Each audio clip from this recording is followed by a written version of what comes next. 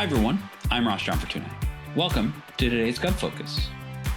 The War Department is modernizing the way that it approaches the battlefield, transitioning from experimental pilots to implementing AI at scale across all the military services. So today we're going to talk about how the Pentagon is operationalizing AI to enhance mission readiness, leverage data more effectively, and secure decision advantage over adversaries. Joining me to discuss this today are Jacob Glassman, Deputy Assistant Secretary of War for Science and Technology, Lieutenant Colonel Sam Spencer Pittman, who is a private capital integrator at Army FUZE, and Jason Schulman, National Vice President of Public Sector at Lumen. Gentlemen, thanks for joining me. Thanks for having us. I want to start with you, Jake, because the War Department is pushing AI at scale across the entire department, every mission set. From where you sit, what does that mean? What does AI at scale actually mean in practice, and how do you measure that progress? That is a really excellent question, Russ, because I think the introduction of AI, and this has come in a couple different forms. Two main forms, I'll call combat AI and enterprise AI. Those are my terms, but those are generally the portfolios that we're pushing AI. And when it comes to quantifying, okay, how much is it being used? How much is it helping? AI can be very, very challenging because there's a new tool set that we've integrated. Only thing we can really say is we are seeing the results on the battlefield and in the office space as well, right? So just an example, in my own teams, we have fully integrated AI into all of our statutory reporting, for example. So normally we would need dozens of people with large routing cycles to be able to get product out. Our throughput has gone up considerably. We have much more accurate data, much more effective data that is getting out there to Congress and to the public, and we're doing that with far less resources. So I'm seeing it. You can just see the quality go up. And on the combat side, we can't speak too much about that, but I can just say that what CDO has been able to do in giving these tools to our warfighters has had dramatic impacts on the battlefield.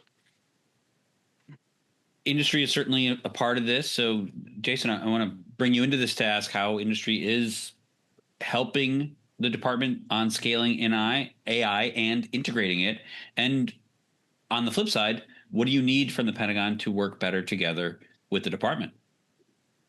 Thanks, Ross, and grateful to be part of this. I'll stay mission first. From where industry sits, we're helping really in three practical ways. First, we're industrializing the foundation that AI needs, right? That's resilient connectivity, secure data movement, and edge infrastructure, so that AI isn't trapped in a lab or in a single enclave. Very important. Second, we're helping translate commercial speed into government reality, taking what's working in industry and packaging it. It's all about repeatable, supportable patterns that can survive accreditation, cyber, and continuity requirements. And the third is just bringing hard-earned lessons, right? Things that we've learned as an operator at scale, that creates reliability in engineering, because models are only valuable when they're dependable in the workflow. Now, shifting to what industry needs back, it's really clarity and it's consistency. And it's in a few places. Clear mission threads and priority use cases, trying to avoid building cool demos, right? And predictable pathways for data access, just sharing across the enterprise, aligned to the department's own data strategy. And if we could be faster and more repeatable patterns, the capabilities could be reused. Big believer in reusability. If we can get all of that right together, AI at scale is probably less about scattered pilots and more about decision advantage delivered repeatedly from headquarters to the edge. Sam, I want to bring you into this because Jason just talked about the speed of industry and how that can be integrated into the national security ecosystem. FUZE is bringing that speed, of course. So how are you accelerating the transition from research prototypes to mission-ready, fielded AI capabilities? Yeah, so Army FUZE got kicked off back in September by Secretary Driscoll. And so what we did with Army FUZE is really it was 4 siloed funding mechanisms that we had in the Army. We put them under one umbrella called Army FUZE. So it's existing funding that we already had that made up Army CYBER or an STTR. You had XTech, prize pitch competition that we have. And then we have 2 other buckets.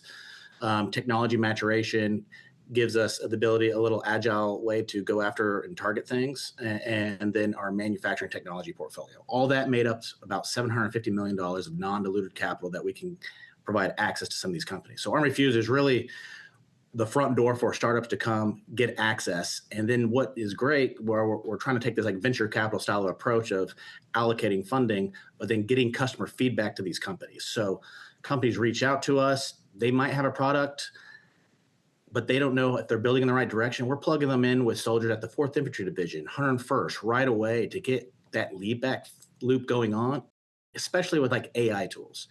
Because we ask the soldiers to do a ton of stuff. Their cognitive load is what we're trying to reduce. And so these tools that are coming in are really allowing them to do a lot of things with Manny. So controlling a lot of robots and drones by one soldier. That is the goal that we're trying to do.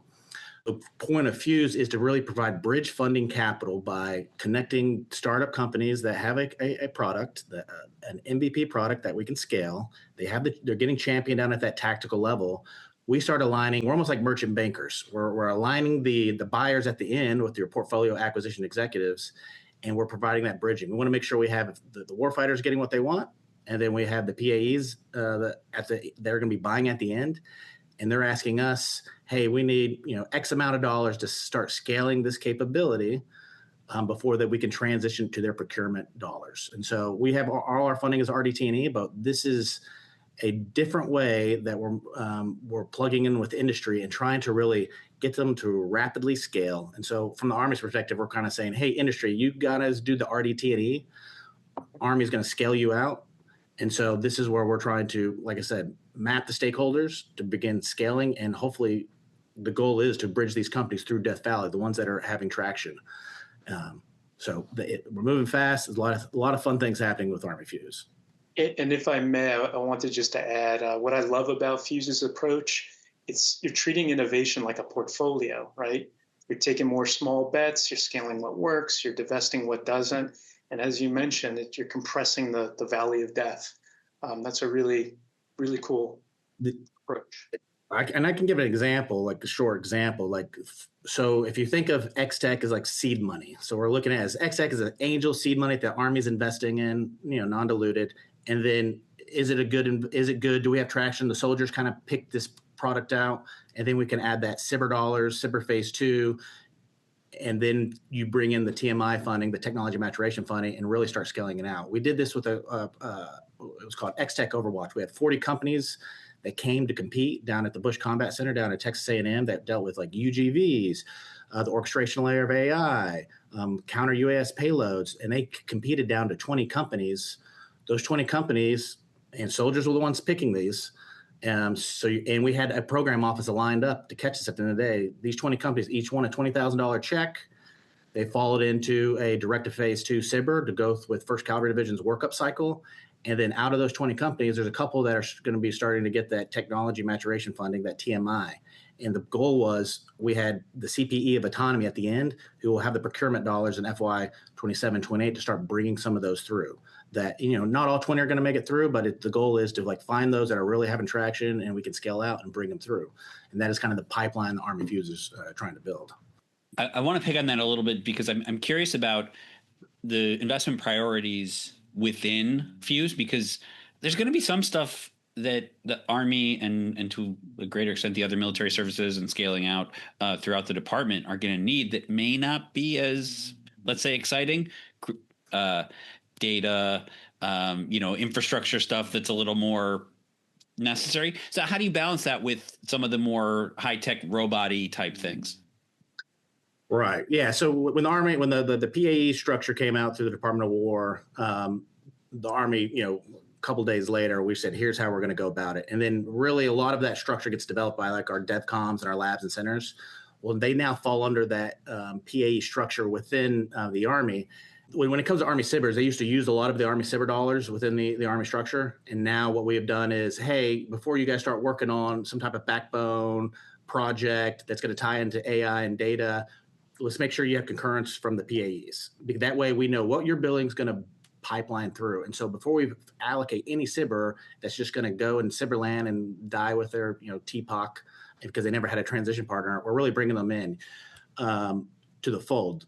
There was a news that came out, I believe it was this week, about called Operation Jailbreak that we're doing right now out at 4th Infantry Division. And we are trying to get all our systems and sensors to talk. And we need a lot of AI, different backbone APIs tied in to tap into for our next generation command and control system. We call it NGC2 to really have that architectural data layer to like plug in, and all our stuff and a soldier can be able to use all the equipment that we're giving them.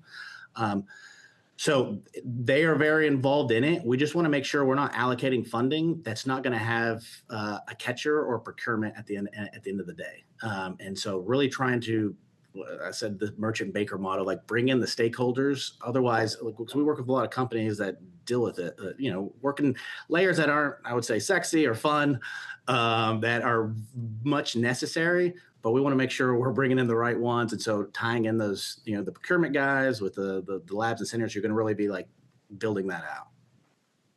Yeah, I figured that was part of it, just because I know the data environment needs to be nice and clean and accessible. And so, Jake, to that end, what are the barriers to creating that kind of data environment that the services, the department, that all the stakeholders need for AI-enabled operations? Yeah, it's a bit of a quagmire, because if you think of the legacy of all these data sources, I mean, the good news is the department, we were very early in adopting digital databases for things back in the, probably the 70s and 80s. That's the good news. The bad news is not much has really changed since then. And we've just been building this infrastructure kind of on top of itself. So we have just disparate data sources everywhere. So there's been numerous efforts over the years with various to overall low level of success of cattle driving this data together to be able to actually scale capability. But the good news is with the introduction of AI, it's now an absolute essential piece of infrastructure. We cannot build the skyscraper without the basement, right? And so, okay, well, where do we start? I mean, we've got, probably thousands of different databases of various different levels, some in Ada code, probably from a zillion years ago. How do we cattle drive that? So that's where, and this was mentioned a little bit earlier, our rapid piloting of AI capability really comes into play. So like, for example, in the Navy, we were introducing, we did an agentic AI pilot with our aviators, our Marine Corps aviators, because before, for all of our test pilots to do their flights, you would have Marines there with their grease pencils going through this whole, it's just taking hours and hours. Joe got sick, so okay, now we need to reshuffle the whole thing. Took a long time. It was the same thing we've done since basically World War II. So we introduced here's a pilot. Does this help?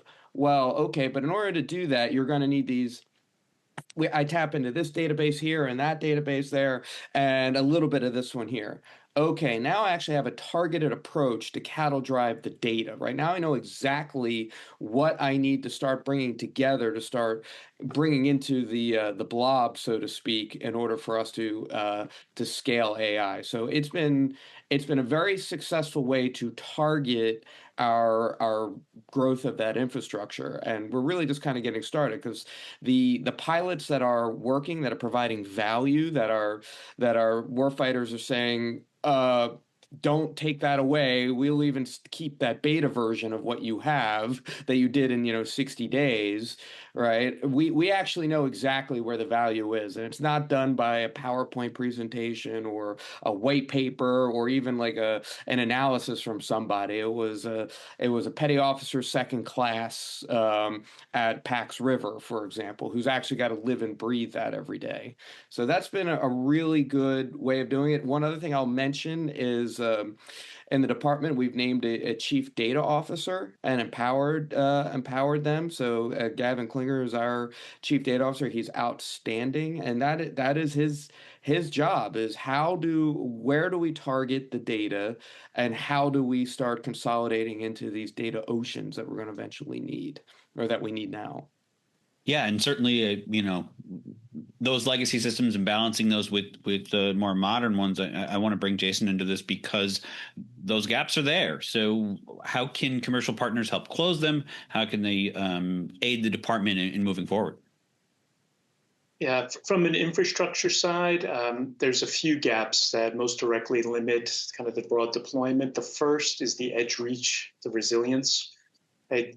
As it's been discussed, AI value really depends on the latency, the bandwidth, the ability to operate, especially when connectivity is degraded, and that's important. Secure data mobility across the boundaries. Jake spoke a little bit about going cross boundaries. The department can't scale AI if it doesn't move safely between the enclaves, the mission partners, and classification domains. And the third would be repeatable security patterns. Every deployment is an ATO journey. Scale becomes math and you can't win, right? So how do you get repeatable, reusable, same themes as before. But where commercial partners help is really bringing production discipline, resilient connectivity, engineered redundancy, standard patterns that can be reused. It pairs really naturally with the department's already doing, like enterprise cloud access. It's the theme of headquarters to the tactical edge, right, under the JWCC. So I think we're making big advancements in those areas. I can pull on that a little bit, and Jake kind of gave stories. I'll tell you what's really happening as a logistics officer background. A logistician has to use so many different platforms to plan.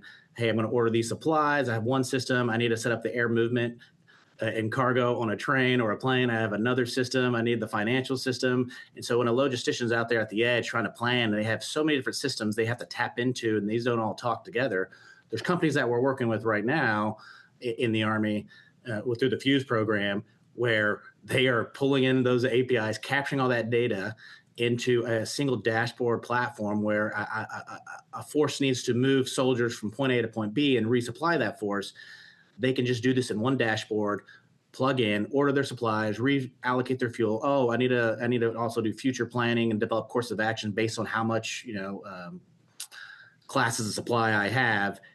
They're using some of these AI tools is just making units make faster decisions, and they're not having to pull all these different spreadsheets and everything else. And so you're seeing this happening now with several of the units that we're working with through our the 4th Infantry Division, 25th Infantry Division out with the NGC2, who's really trying to bring in all these AI tools to work together. Yeah, obviously this is something that you hear a lot when we talk about AI tools and human decision making. I know that there's always that need to have the human machine teaming. So Sam, can you sort of talk about that a little bit, about how you are working with those units to get the workforce using AI more confidently? Yeah, so I'll give an example of 4th Infantry Division right now, located at Fort Carson, Texas. They have each month they have Ivy Summit or Ivy Sting, and companies have a day to come out there, work and experiment with the soldiers, plug in to see how their technology is working. And what we're wanting with AI and reducing the cognitive load of soldiers is the soldiers are going to have to be in the loop, but we want a soldier to be able to pretty much get to the point where they can say, go recon this objective, go breach this obstacle. Those robots or systems will go do that. And then when a big decision needs to be made, the soldier's in the loop to be able to press the button and say, yes, let's go ahead and hit that target or complete that action. And so we are making sure that the soldiers are definitely very much involved with it, but we want these things to just handle the cognitive load for the soldiers. I mean, they have so much they have to do. We're trying to make sure that they're tied into the decision-making process, like to that last decision that needs to be made. Yeah, and Sam, you hit it right on the head. What we're seeing, HNT works when it's embedded in the workflow, exactly what you're saying. When it's embedded where people are doing the work, not in a separate domain or area. Love that. I want to talk about structural barriers to kind of to close, because I know there is some, as moving forward as everything is. What are the kind of things that you want to eliminate as far as barriers, Jason? I'll start with you. What are the kind of stumbling blocks that are there that you wish you could get rid of to accelerate AI adoption? Thanks, Ross. I'd remove the barrier of treating the network as plumbing instead of really the mission nervous system. It's a big shift. AI only delivers value when the data can move quickly, securely, predictably, as we talked about, across clouds, data centers, and the edge. And that's why adoption tracks so closely to speed and ease of use at the warfighter level. When connectivity is programmable and it's available on demand, at the end of the day, leaders can orchestrate workloads where they can create the most operational impact. And that's how it scales. That's how AI scales from isolated capabilities to real decision advantage at scale. So it's really that mind shift set, thinking that AI needs data, data needs data centers need network, and network isn't necessarily the plumbing, it's the mission nervous system. Yeah, definitely. I know we touched on it a little bit, but Jake as well. What are the barriers that you see from your seat? Some of the barriers, I'm going to struggle with this because I feel like we're attacking all of them very, very Sure. diligently, right? So, but I'm not going to pretend that we're being perfect. The biggest ones really is the cultural, and we are shifting that quite a bit. I think GenAI.mil, I know I've been very public about this a lot on how that's culturally shifting our workforce, but we need to see that adopted better within our own workforce on making AI a part of everyone's workflow so they can understand the value. Like a lot of people, especially who've been in this business working for the department for 20, 30 more years, right? This seems like a newfangled thing. And I think those of us here in the audience here knows that the AI is not just another newfangled thing. It is a generational shift in how our life workflows are even going to go, not even our professional ones. So that is one that we're diligently going after. The other, and this is also what we're going after, but we're not quite there yet, is our rapid contracting and are be able to get companies on contract even quicker than we do now. Yes, DIU does a great job. OTAs are fantastic. I use them all the time, right?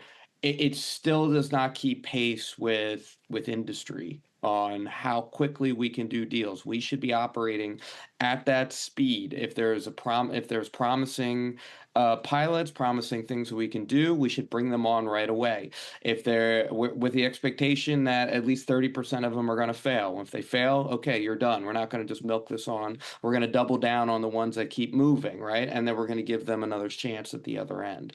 So kind of the major, but I will say, I'll just sum it up that the major change that me and my compatriots at the department are really pushing hard is that cultural shift within the federal workforce to adopt AI and promulgate it throughout everything that we do. Yeah, I think you cannot overstate the shift here, and I think that's an excellent point on that front. But Sam, same sort of question to you about the barriers that come with AI adoption. I know FUZE is attacking some of those, but what would you remove if you could? I feel like we are attacking, much like the Department of War is from the top level, all these different efforts. I'll go to what you've probably heard a dozen times is the requirements. Oh, we have to build this AI tool that meet within these rigid requirements.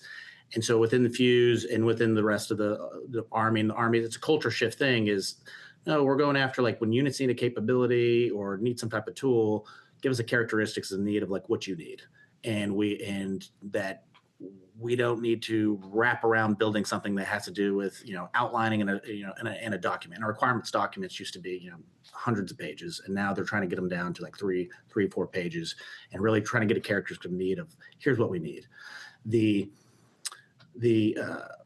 Some of the things that we're doing is we have an Army open solicitation pathway that is really getting after trying to streamline getting things under contract fastly, finding those bleeding edge technology firms, where they can come in and we can get things under contract in less than 45 days, but it still isn't fast enough because things are changing so quickly. And if the contract didn't have the certain CLIN within it to do this capability, and you have to go back to the contracting officer to restructure all this stuff. And so just trying to so those are some of the barriers. The last one would be like the authority to operate. I mean, a company could get authority to operate with one organization in the Army, but then they have to go through another long process to get it to work with. Maybe they're going to work with our Marine counterparts that are doing the exact same thing, but they have to get another ATO. And so if there is a barrier of like turning this into like a window of reciprocity for when they have the authority to operate with one entity within the Department of Army, they can easily maybe flex to another service or easily work with another Army unit that we're working with. And so ATOs does cause a lot of problems, and units keep asking us to get through them.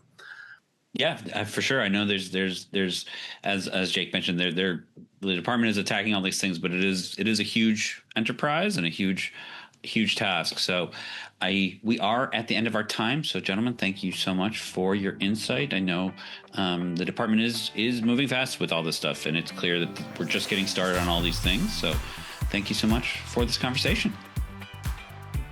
Thank you, Ross. Thank you.